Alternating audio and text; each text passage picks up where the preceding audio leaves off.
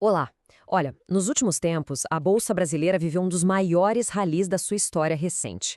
Mas, para quem acompanha de perto, tem alguma coisa que não fecha, sabe?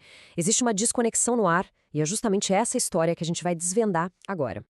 Para se ter uma ideia, o Ibovespa engatou uma sequência de 19 pregões seguidos de alta.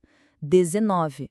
A gente não viu um movimento tão longo, tão persistente nos últimos 30 anos. É um feito histórico, sem dúvida. Mas a pergunta que fica é: quem é que está por trás dessa alta toda? E é aqui que a coisa fica esquisita. A divergência é total. Enquanto o capital estrangeiro está entrando com tudo, o investidor local, aquele que vive o dia a dia do país, está saindo em massa. Ou seja, esse rally foi todo inteirinho bancado por dinheiro de fora. Essa é a pergunta de US$ 1 milhão, né? Por que essa desconfiança toda de quem conhece a realidade brasileira de perto? Bom, a resposta parece estar em duas armadilhas estruturais bem profundas que ajudam a explicar todo esse ceticismo. A primeira grande barreira para um crescimento sustentado no Brasil não é algo de momento. Na verdade, é parte do nosso próprio sistema político.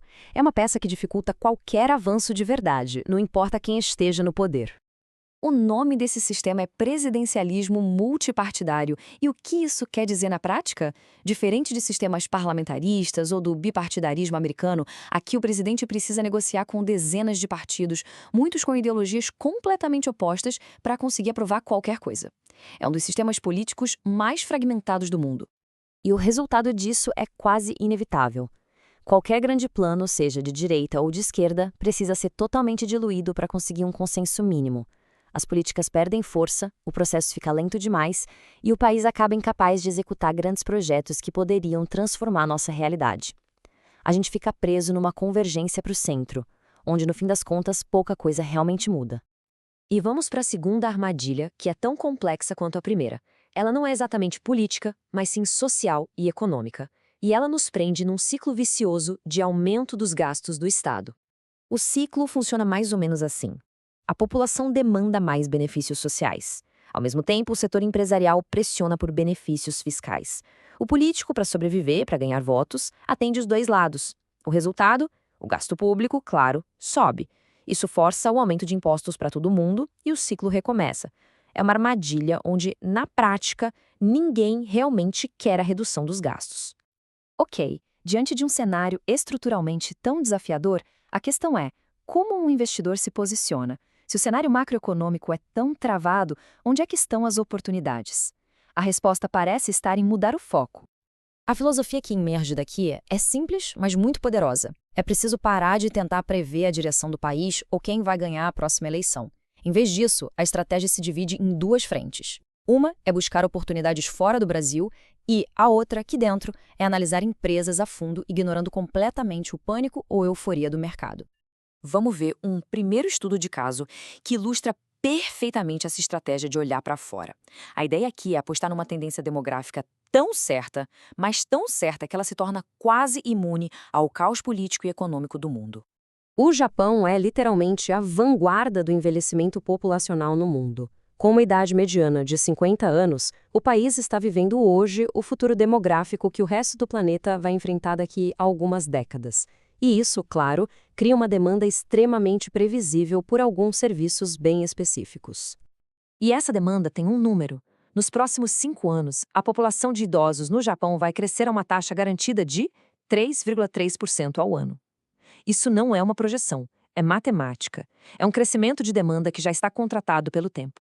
E é exatamente nesse cenário que surge uma empresa como a Charm Care. Ela opera residências para idosos, num mercado onde o governo regula a abertura de novas unidades, o que acaba controlando a concorrência. É um negócio super rentável, com retorno de cerca de 25% e que cresce de forma constante, comprando concorrentes menores num setor que ainda é bem pulverizado. Agora, vamos virar a chave completamente e ver como essa mesma filosofia de ceticismo pode ser aplicada aqui dentro do Brasil. O nosso segundo estudo de caso é sobre uma empresa que foi uma das maiores decepções recentes da Bolsa, mas que, talvez, esconda um valor imenso justamente por causa da sua história desastrosa. A Natura embarcou num sonho de virar uma gigante global. Começou até bem com a compra da Aesop, mas aí vieram a The Body Shop e principalmente a Avon. A aquisição da Avon foi um desastre, foi catastrófica. A operação nunca deu certo, drenou bilhões do caixa e destruiu um valor gigantesco para os acionistas, forçando a empresa a vender os ativos por quase nada. E essa analogia é perfeita para entender a tese de investimento aqui. O mercado olhava para a Natura e via uma empresa doente, precisando de uma reestruturação.